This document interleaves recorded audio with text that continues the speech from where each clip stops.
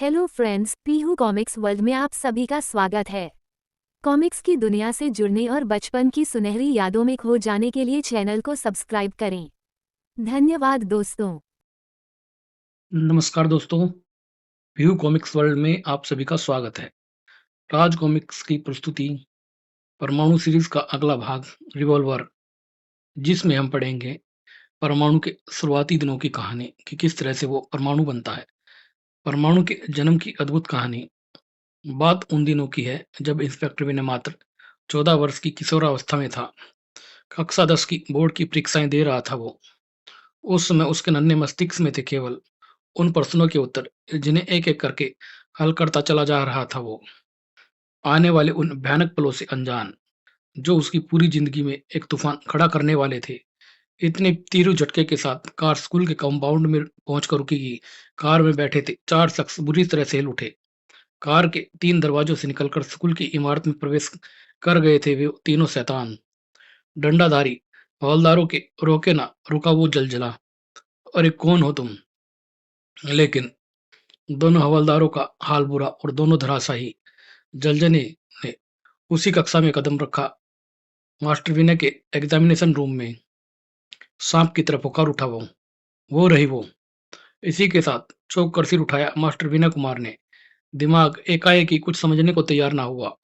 अनजानी आशंका से ग्रस्त वो परीक्षा का और क्या पूछती, कौन हो तुम और क्या चाहिए तुम्हें? दरिंदों को उसमें और उसके प्रश्नों में कोई दिलचस्पी नहीं थी। टीचर पर एक प्रहार किया उस दरिंदे ने। साथ बैठी लड़की चिल्ला पड़ी, ओह मैडम! दो शैतानों ने डेस्क से बाहर खींच लिया उस मासूम को। ओह छोड़ दो मुझे! लड़की चिल्लाती रही। हर आंख पथरा गई वह दृश्य देखकर। जो जहां था वहीं का वहीं खड़ा रहा। मास्टर विनय भी देखकर हैरान था ये। और इसी एक पल ने समझा दिया मास्टर विनय को उनका भयानक उद्देश्य। तुम्हारे नापाक इरादों को कभी सफल नहीं होने दूंगा मैं शैतानों। दरिंदों के हाथ में थमे मौत के उस परवाने की परवाह नहीं कि उस नन्हे शैतान ने। रुक जाओ शैतानों, छोड़ दो नलीमा को। लेकिन ये क्या? शैतानों ने एक फायर किया और गोली झोंक दी थी नलीमा की सीने में। पागल उठा वह लड़का, कमीने हत्यारे। सब कुछ थम गया था जैसे। एक क्षण में छा गई भोले वाले उस मासूम से गोरे मुखड़े पर मुर्दानगी। दहल उठे थे सबके सब वह दृश्य देखकर। Oh no! दुख व उत्तेजना के मारे शरीर थर थर कांप रहे थे। भागो! तीनों शैतान बाहर की तरफ भागे। वहसियत सी सवार हो गई थी मास्टर विनय पर।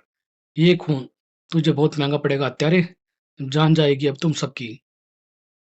जोक की तरह हत्यारे से चिपक गया था। विनय चीख उठा, पकड़! दरवाजा बंद कर दे राजू! दरवाजा बंद कर दे राजू! उसके दोनों साथी बाहर निकल चुके थे और वो अंदर। दरवाजा बंद हो चुका था। तेजा अंदर रह गया। गोली मार दे उसे। फिर इससे पहले कि परीक्षा कक्ष में उपस्थित छात्र छात्राएं उस नकाबपोश के जिस्म की चिट्ठियां उड़ेड़ते, उसके साथी ने बाहर से उसे गोली मारी। पहले से स्टार्ट कार दोनों नकाबपोशों के लिए जेट की तरह निकल गई। और उसके बाद स्कूल के चप्पे चप्पे पर था सिर्फ और सिर्फ हंगामा। इंस्पेक्टर शांता कुमार दिल दहलाने वाले जालिम हत्याकांड की तफ्तीश के लिए तुरंत पहुंचे। इस मासूम बच्ची ने उन दरिंदों को क्या बिगाड़ा था? कक्षा सभी परीक्षार्थियों से खाली करा ली गई थी। मास्टर विनय कुमार से आमना सामना हुआ इंस्पेक्टर शांता कुमार का। Vinay, I am proud of you my son. पापा, नलिनी के सीने में नहीं घुसी थी वो गोली। पिता पुत्र थे वे दोनों। आपके बेटे के सीने में घुसी है वो गोली। छलनी कर गए हैं वो आपके बेटे का सीना। पापा, कसम खाई है मैंने, जब तक नीलिमा के हत्यारे पकड़े ना जाएंगे अंजल ग्रहण नहीं करूंगा मैं। ओह इंस्पेक्टर विनय हैरान खड़ा रह गया। इंस्पेक्टर शांता कुमार अपने पुत्र के इस निर्णय से। पंचनामा भर दिया गया। लाश पोस्टमार्टम के लिए भेज दी गई। नलिमा के हत्यारे को जल्द से जल्द गिरफ्तार करना होगा मुझे। उस नकाबपोश के सामने दोनों ने पूरी घटना दोहरा दी। डीसी साहब, काम तो हो गया है, लेकिन तेजा भी काम आ गया। और क्या बोलूं मकड़, आपका वो रिवॉल्वर भी घटनास्थल पर ही छूट गया है। विस्फोट सा हुआ डीसी के दिलो दिमाग पर। क्या क्या बकते हो मकड़? बिगड़ने से कुछ नहीं होगा डीसी साहब। हालात कुछ ऐसे ही हो गए थे कि हम वह रिवॉल्वर वहां से नहीं हटा पाए। हमने आपसे पहले ही कहा था कि आप अपना रिवॉल्वर अपने पास ही रखें। छोकरियों को तो हम अपने इसी देसी तमंचे से ही उड़ा देते। ये आप ही की जिद थी बेवकूफो। देसी चमनते से तुम एक वक्त में एक या दो गोली दाग सकते हो, तुम्हारी ही भलाई के लिए मैंने तुम्हें अपना रिवॉल्वर दिया था। सब गुड़-गोबर कर दिया तुमने। वह रिवॉल्वर किसी भी कीमत पर मुझे चाहिए दीनानाथ। नकाबपोश चिल्ला पड़ा। वह रिवॉल्वर तो अब तक इलाके के इंस्पेक्टर की जब्त में आ चुकी होगी। इंस्पेक्टर शांता कुमार का इलाका है वो बेवकूफ इंसान। कर्तव्यनिष्ठ, ईमानदार और कर्मठ अपराधियों के लिए काल का दूसरा नाम है इंस्पेक्टर शांता कुमार। चांडाल भी कहते उसे मुजरिम। रिवॉल्वर वहीं से मिल सकती है डीसी साहब। Inspector Shanta Kumar police headquarter में पुलिस कमिश्नर गोखले के सामने। इंस्पेक्टर शांता कुमार, नलीमा हत्याकांड के अभियुक्तों को पकड़ने के लिए अब तक क्या किया है तुमने? सर, तेजा की लाश देखकर लगता है किसी सफेदपोश इंसान ने नलीमा की हत्या के लिए किराए के कातिलों का सहारा लिया है। तेजा भी एक किराए का कातिल है सर, और मुझे उस सफेदपोश इंसान के चेहरे से उसका निकाब नोचना ही होगा। सर, एक ऐसा पुख्ता सबूत मेरे हाथ लगा है जिससे वह बच ना सकेगा मेरे हाथों से। कैसा सबूत है वो? एक रिवॉल्वर सर। रिवॉल्वर की कीमत देखकर मैं कह सकता हूँ वह रिवॉल्वर तेजा जैसे पेशेवर कातिलों के पास नहीं हो सकता है। यह रिवॉल्वर उसी का है जिसने उस कत्ल के लिए उन कातिलों को किराए पर लिया था। रिवॉल्वर चोरी का भी हो सकता है, नहीं भी हो सकता है सर। इंस्पेक्टर शांता कुमार, यह हत्याकांड पुलिस डिपार्टमेंट के नाम पर एक धब्बा है। नलिमा के हत्यारे को मैं जल्द से जल्द तुम्हारी हिरासत में देखना चाहता हूँ। मैं जानता हूँ सर, क्योंकि नलिमा के हत्यारों की गिरफ्तारी के साथ ही जुड़ा है किसी और की भी जिंदगी और मौत का प्रश्न। कमिश्नर साहब हैरान थे।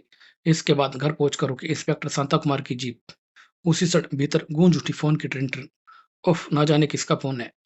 रिवॉल्वर रिसीवर उठाने वाली थी इंस्पेक्टर शांता कुमार की पत्नी अनुपमा। हेलो, अनुपमा बोल रही हूँ। तुम्हारे दोनों बेटे कहाँ हैं मिसेस शांता कुमार? क्यों? कौन हो तुम? ऐसा क्यों पूछ रहे हो? क्योंकि तुम्हारा छोटा बेटा विनय कुमार स्कूल से हमारे आदमियों के हाथ लग गया है। विजय? नहीं, कौन हो तुम? विजय की सलामती चाहते हो तो समझाओ उस इंस्पेक्टर शांता कुमार को। समझाओ कि वह रिवॉल्वर इंस्पेक्टर की पहुंच से आगे नहीं बढ़नी चाहिए। उस इंस्पेक्टर को बोलो कि उसका बेटे की कीमत है वो रिवॉल्वर। दांत भींचकर गुर्रा उठा इंस्पेक्टर शांता कुमार। जगह बोल कमीने, कहाँ पहुंचना है मुझे वो रिवॉल्वर लेकर? उफ, इंस्पेक्टर शांता कुमार, तू आ गया, नोट कर ले पता। रिसीवर पर गूंजी आवाज पता नोट करवाने लगी थी। यह पता उसी कोठी के एक अन्य कमरे में भी नोट किया जा रहा था। उस पते को नोट करने वाले को आप स्वयं देख ले। मास्टर विनय कुमार था वो। मैं वहां पहुंच रहा हूँ। मेरा इंतजार करना, और हाँ इंस्पेक्टर, अपनी वर्दी में ना आना। मेरे आदमी डर गए तो तुम्हारा विजय कट जाएगा उन कातिलों के हाथों। रिसीवर फोन पर पटक कर पलटा इंस्पेक्टर शांता कुमार। मेरे कपड़े ले आओ अनुपमा, मुझे इसी वक्त जाना होगा। कोई शंका थी अनुपमा के मन में। आप इस काम के लिए कैसे तैयार हो गए हैं? आप जरूर कोई चाल खेलने वाले हैं उन बदमाशों के साथ। हर माँ की तरह वह भी औलाद के लिए पागल थी। प्लीज प्लीज शांतु, ऐसा ना करना। तुम्हारी चाल उल्टी पड़ गई तो वे लोग मेरे विजय को। कुछ नहीं होगा अनुपमा, कुछ नहीं होगा तुम्हारे विजय को। तुम्हारा विजय सही सलामत तुम्हारे पास पहुंचेगा।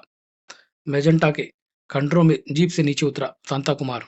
उसका स्वागत किया उस आवाज ने। आओ शांता कुमार, हमें उम्मीद थी कि तुम अपनी वर्दी से हमें डराने की चेष्टा नहीं करोगे। मेजेंटा के खंडरों में गूंज उठी शांता कुमार की आवाज। सामने आओ। दिखाई पड़े मक्कड़ और दीनानाथ नाम के वे नकाबपोश। अपने पिल्ले के दर्शन कर ले शांता कुमार। उन चारों के अलावा भी वहां कोई और था। उस खतरनाक पहाड़ी दीवार को पार करने के लिए न सिर्फ सोच चुका था, बल्कि मौत के उस रास्ते पर वो चल भी पड़ा था। विजय की जान बचाने के लिए विनय कुछ भी कर सकता है, और हत्यारे नलीमा ने भी जुड़े हैं तो जान पर भी खेल सकता है विनय। अगर मैं अपने हाथों से कुचल सकता उन सांप के फनों को तो बहुत बड़ा बोझ उतार सकूंगा मैं अपने दिल से। नलीमा की हत्या का एक एक दृश्य चलचित्र की तरह चल रहा था उसकी आंखों में। मकड़ रिवॉल्वर ले आने के लिए आगे बढ़ा। तभी विजय चिल्ला पड़ा, पापा, शांता कुमार मेरा आदमी नीचे आ रहा है। कोई गड़बड़ मत करना, वरना यहाँ तुम्हारे बेटे का सिर उतार दिया जाएगा। चाल पर चाल चल गए थे कमबख्त। ठहरो, सौदा एक हाथ ले, एक हाथ से ही होगा। शांता कुमार, रिवॉल्वर ही हम तक पहले पहुंचेगा, मगर इस बात की गारंटी है रिवॉल्वर लेकर तुम्हारे बेटे को रिहा कर देंगे हम। लाओ शांता कुमार, रिवॉल्वर इस ब्रीफ केस में है। इस बात की गारंटी ही तुम्हारे बेटे की जीवन की गारंटी है। और ऊपर एक क्षण की कल्पना तक ना कर पाया था दीनानाथ। हत्यारे दरिंदे, इस पल के इंतजार में एक एक पल नर्क बन गया था मेरा। विनय भैया, विजय चिल्ला पड़ा। मेरी आंखों के सामने आग भर दी थी तुमने उस बेहद मासूम सी लड़की के सीने में। ओह, ज्वालामुखी सा भड़क उठा उसके चेहरे पर। मेरा ज़मीर मुझे धिक्कार रहा था। तुम शैतान आए और खून की नदी बहाकर चले गए। कुछ ना कर सका मैं। वैसी बनकर टूट पड़ा वह दीनानाथ पर और उसने दीनानाथ को नीचे पटका। मकड़! दीनानाथ चिल्लाया। चौंक कर सिर उठाया मकड़ और शांता कुमार ने। दीनानाथ उफ! चीख पड़ा विनय। पापा, विजय सुरक्षित है पापा। इस कमीने को जाने मत दीजिएगा। मौत सिर पर खड़ी नजर आई मकड़ को। रुक मकड़, रुक जा, रिवॉल्वर लेता जा कमीने। सब गड़बड़ हो गया, अभी तो मैं भागता हूँ। बड़ी तेजी के साथ हवा में लहराया शांता कुमार के हाथ ने थमा ब्रीफकेस। कर्णभेदी धमाके के साथ ब्रीफकेस टकराया मकड़ की टांगों से। ब्रीफकेस में था बम। दर्द से पागल हो उठा मकड़। ओह मेरी टांगे! शांता कुमार, मुझे बचा लो शांता कुमार। तुझे बचा लूंगा मकड़। मुझे बताना होगा कि नीलिमा की हत्या के लिए किसने अरेंज किया था तुम्हें वो रुपया और वो रिवॉल्वर। लेकिन इससे पहले वो कुछ बोलता, मौत की अंतिम हिचकी ली थी उसने। दो अंगारे शांता कुमार की छाती में भी धस गए थे। विनय और विजय चिल्ला पड़े, पापा! आंसुओं का सैलाब उमड़ पड़ा। पापा, ये क्या हो गया पापा? मैं उस हत्यारे को जिंदा नहीं छोड़ूंगा पापा। ओह विनय, मेरे पास समय कम है बेटे। ध्यान से सुन बेटे। वह रिवॉल्वर कमिश्नर साहब तक पहुंचा देना। उस रिवॉल्वर का मालिक ही नलीमा और मेरी हत्या का दोषी है। शांता कुमार रिवॉल्वर के विषय में बताते चले गए थे और इसी के साथ फट पड़ा उन मासूमों का आक्रोश। पापा नहीं, हमें छोड़कर मत जाइए पापा। माँ को क्या जवाब देंगे हम? लौट आइए पापा, लौट आइए। लौट रही थी पर साय साय करती हवा के बीच पत्थरों से टकराकर उनकी अपनी ही आवाजें। पूरे सम्मान के साथ इंस्पेक्टर विनय, इंस्पेक्टर शांता कुमार का अंतिम संस्कार किया। एक अग्नि चिता में सुलग रही थी, दूसरी विनय के नन्हे मस्तिष्क में। उस हत्यारे को मैं दंड दिलवा कर रहूंगा पापा। चैन नहीं लेने दूंगा मैं उसे। और तब ये रिवॉल्वर तेरे पास कहाँ से आया? ये रिवॉल्वर नहीं माँ, पापा और नलिमा के असली हत्यारे की मौत है। ये रिवॉल्वर लेकर कमिश्नर साहब के पास जा रहा हूँ माँ। हाँ माँ, मरने से पहले पापा ने भी यही कहा था। रुक जा विनय, वहां तो अकेला नहीं जाएगा, मैं तेरे साथ चलूंगी। लेकिन माँ, विजय को अकेले छोड़ना ठीक नहीं है। विजय को रास्ते में तुम्हारे मामा के पास छोड़ देंगे। दरवाजे तक ही पहुंच पाए थे कि वे। किसी को कहीं जाने की जरूरत नहीं है। लाओ बच्चों, वह बैग हमारे हवाले कर दो। रिवॉल्वर हम पहुंचा देंगे कमिश्नर के पास। उफ! यह रिवॉल्वर की एकमात्र सबूत है हथियार तक पहुंचने का। किसी भी कीमत पर इसे इनके हाथ नहीं लगने दूंगा मैं। उस वक्त नन्हे मस्तिष्क को रिवॉल्वर बचाने की बस एक यही तरकीब सूझी। ये रिवॉल्वर तुम्हें नहीं दूंगा कुत्तों। उसने वो रिवॉल्वर खिड़की के बाहर फेंका। पागल हो गया शैतान, तुझे गोली मार देंगे सपोले। उसने विनय पर गोली दागी। बेटे का सीना छलनी हुआ। ये कैसे देखती माँ? उसकी माँ उसके बीच आ गई थी। जल्दी करो, बैग किसी के हाथ लग गया तो पुराने शिव मंदिर से कुछ हासिल नहीं होगा हमें। इधर जार जार रो पड़े थे दोनों बेटे। माँ, ये क्या किया तूने माँ? मुझे बचाने के लिए अपना सीना छलनी कर लिया तूने माँ। विजय, हमेशा अपने पापा के दिखाए मार्ग पर चलना बेटे। एक दिन उससे भी बड़ा ऑफिसर बनना है तुझे। कानून के बक्सों को चुन चुन कर खत्म करना है बेटे। विजय विजय को भी पुलिस नहीं माँ नहीं, हमें अकेला छोड़कर मत जाओ। पापा के बाद अब तुम भी चली गई तो हम अनाथ हो जाएंगे। मासूम विजय दर्द से कर्रा उठा था। विनय भैया, माँ के मुंह से खून निकल रहा है। क्या मर गई है भैया? सन्नाटा सा खिंच गया विनय के चेहरे पर। विजय मेरे भाई, हम अनाथ हो गए हैं। माँ उठो माँ, मुझे मामा के घर छोड़ने नहीं चलोगी? उठो माँ। आग धधक उठी लड़के के चेहरे पर। तेरा अंतिम संस्कार तेरे और पापा के हत्यारों की मौत के बाद ही करूंगा माँ। तुझे छोड़ूंगा नहीं हत्यारे। मौत बनकर लिपट जाऊंगा मैं तुमसे। चारों बदमाश कार में सवार हो चुके थे। जल्दी करो, दौड़ाओ कार। कार तो दौड़ी ही थी, साथ ही दौड़ा उन सब की मौत भी। उसी पुराने शंकर भगवान के मंदिर के सामने पहुंचकर रुकी थी कार। इस रिवॉल्वर की एवज में 1 लाख रुपए मिलने वाला है हमें, जल्दी करो। और फिर इस बैग में वही रिवॉल्वर है डीसी साहब। Very good. बैग में से रिवॉल्वर निकाल लिया उसने। Very good. बाज की तरह चमक उठी उसकी आंखें। आपका काम हो गया डीसी साहब। हमारा काम भी हो जाना चाहिए, क्यों नहीं, जरूर। लेकिन ये क्या? देखते ही देखते नकाबपोश ने उन पर गोलियां दागी। तुम्हारा काम भी कर दिया मैंने, हा हा। ठीक इसी पल सनसनाता हुआ एक पत्थर आकर टकराया डीसी के हाथ से। उफ, ये क्या? किसी का जिस्म हवा में। चीख निकल गई डीसी साहब के चेहरे से। उफ! झपट पड़ा वह हाथ उस रिवॉल्वर पर। साक्षात मोच रात नाच रही थी लड़के के चेहरे पर। कौन है तू? मैं हूं तेरी मौत। खूनी भेड़िया नजर आने लगा मैंने। यह रही मेरी क्लासमेट नलिमा की हत्या के लिए। यह मेरे पापा की मौत के लिए। और यह मेरी मम्मी की मौत के लिए। यह गोली मुझे और मेरे भाई विजय को अनाथ बनाने के लिए। कमीने बोल, क्यों कराई तूने नलीमा की हत्या? बोल कमीने। मैंने नलीमा की हत्या नहीं कराई है। मैं बहुत खूब। तू कहेगा कि ये रिवॉल्वर भी तेरा नहीं है? ये रिवॉल्वर सचमुच मेरा नहीं है। मुझे 50,000 रुपए दिए गए थे इसे लाने के लिए, डीसी बनने के लिए। ओह! दर्द से लाल उठा उसका चेहरा। यह रिवॉल्वर सचमुच मेरा नहीं है। मरता हुआ इंसान कभी झूठ नहीं बोलता है। नहीं, तुम झूठ बोल रहे हो। यह रिवॉल्वर तुम्हारा है और अगर ये झूठ है तो फिर बताओ किसका रिवॉल्वर है ये? कौन है नलीमा और मेरे पापा का हत्यारा? ओह! मैं वो रिवॉल्वर इसी के साथ उसकी गर्दन एक तरफ लुढ़क गई थी। लपलपाया एक शोला। गूंज उठी मास्टर विनय की चीख। दर्द से तड़प उठा वह। रक्ती मुंह उठी चेहरे के साथ पलटा। ओ शैतान, तुम अभी जिंदा हो? हाँ कमीना, तो मेरा शिकार था। इसे मेरे हाथों मरना था छोकरे। प्राण पखेरु उड़ गए हत्यारे के। खड़ा विनय भी ना रह सका और वह नीचे गिरा। नहीं भगवान, मुझे मौत मत देना। अभी मरना नहीं चाहता हूं मैं। माँ को दिया वादा पूरा करना है। मुझे बचा लो भगवान। अंधेरे में खोता चला गया उसका मस्तिष्क और फिर जब आंखें खुली तो कैसे हो विनय बेटे? ओह मामा आप। अगर मुझे वहां पहुंचने में जरा भी देर और जाती तो कुछ भी अनर्थ हो सकता था। तो हमारी जान भी जा सकती थी। चिंगारियां भड़क उठी विनय की आंखों में। नहीं मामा नहीं। नलिमा और पापा के हत्यारे को दंड दिलवाए बिना मर नहीं सकता हूं मैं। लेकिन तुम वहां पहुंचे कैसे मामा? विजय के कारण। विजय ने ही मुझे बताया अनुपमा के हत्यारे किसी पुराने शिव मंदिर का जिक्र कर रहे थे। तुम उनके पीछे गए हो और आप वहां अकेले चले आए? हाँ। उस वक्त दिमाग में बस तुम्हें बचाने की धुन सवार थी और कुछ मुझे सूझा ही नहीं। और बेटे, ये है वो रिवॉल्वर जिसे तुम उस हत्यारे तक पहुंच सकते हो। अब वह हत्यारा नहीं बचेगा मामा। मैं यह रिवॉल्वर लेकर कमिश्नर साहब को सौंप दूंगा। हत्यारा अब अधिक देर तक छिप नहीं सकेगा कानून की निगाहों से।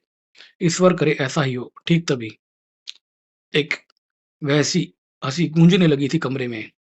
कमिश्नर तक क्या पहुंचोगे तुम बच्चे? तुम्हें तो अब इस प्रयोगशाला में ही नहीं निकलने दूंगा। बुफेलो, उफ! यह क्या बुला है बुफेलो?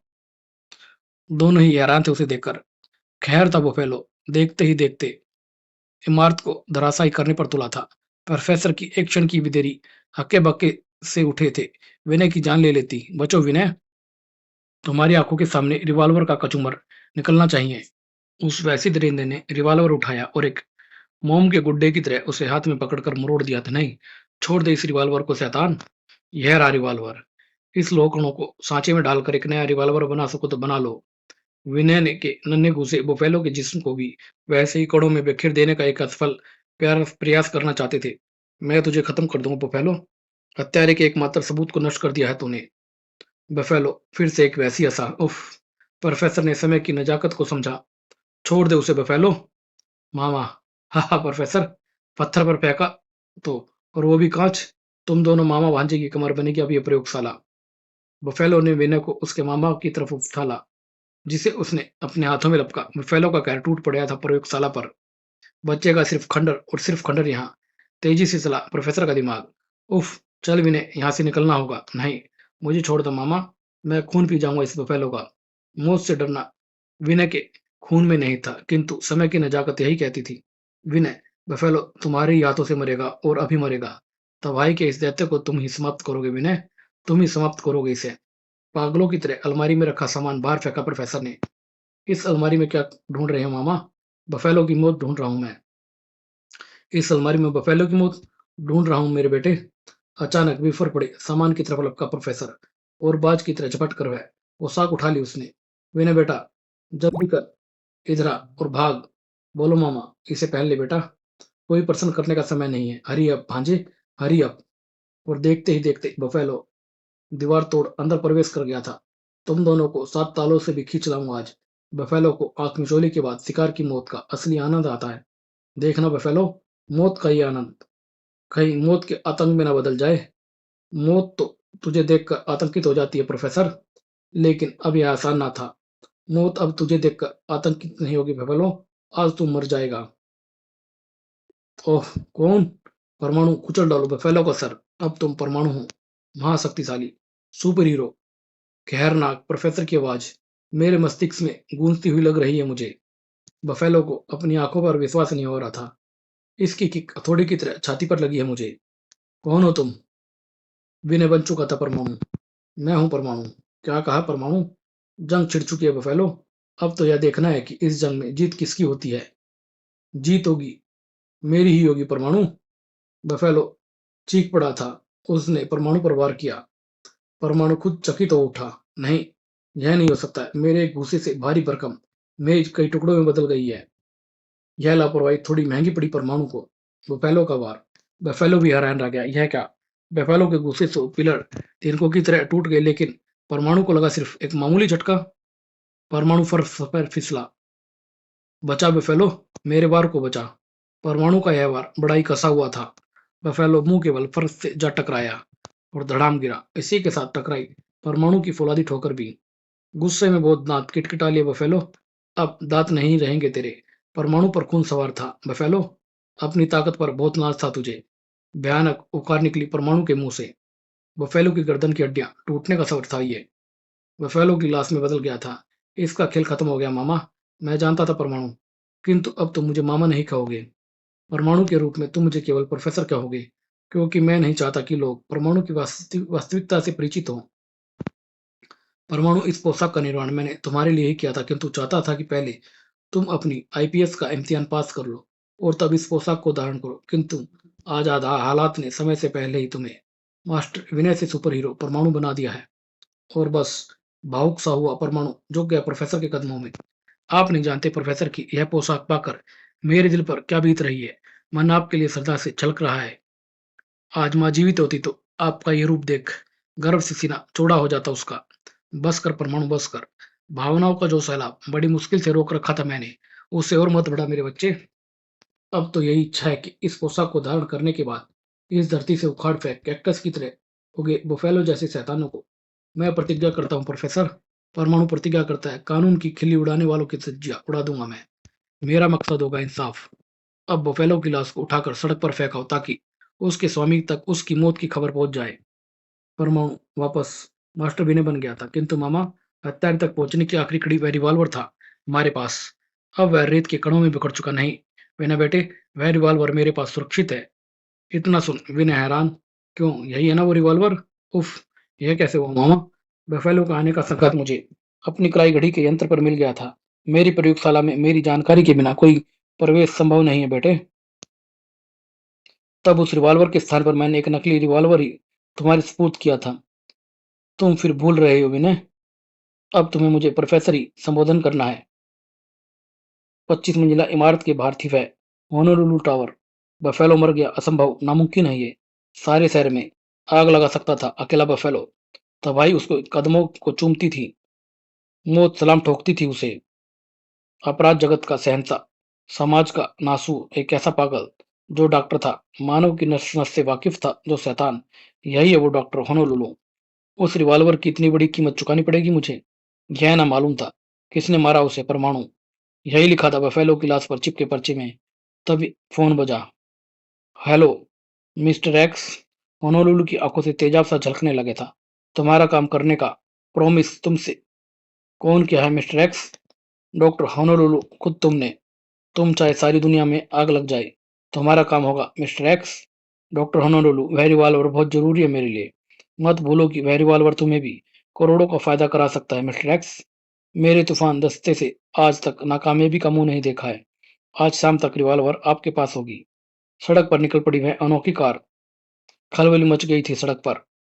हंगामा ही हंगामा। भागो, जेट कार आ गई है, सड़क खाली कर दो। पीछे ही पीछे आता होगा तूफान दस्ता। सनसनीखेज दृश्य था। चारों तरफ गोलियां बरस रही थी।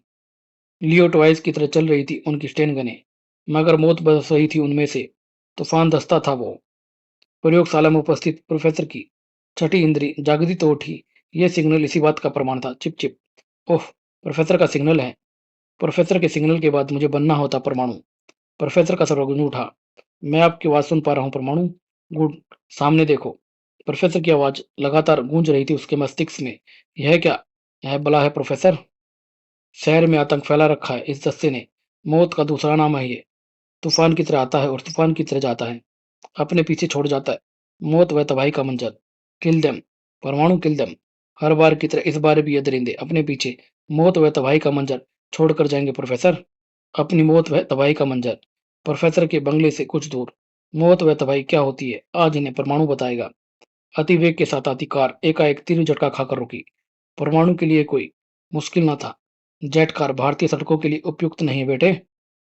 जेट कार के चिथड़े उड़ गए थे। तूफान आकर रुका ठीक परमाणु के सामने। बड़ी फुर्ती से करते हैं ये अपने शिकारों का शिकार, पर आज उनका सामना था परमाणु से। आज तक कोई इनकी गोलियों से नहीं बचा है।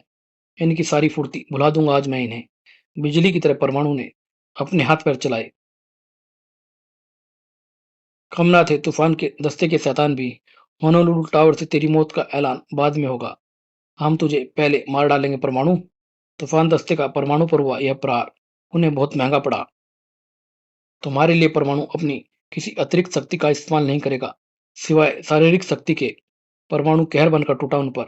प्रोफेसर, तूफान दस्ते की हवा निकाल दी है मैंने। गलत परमाणु।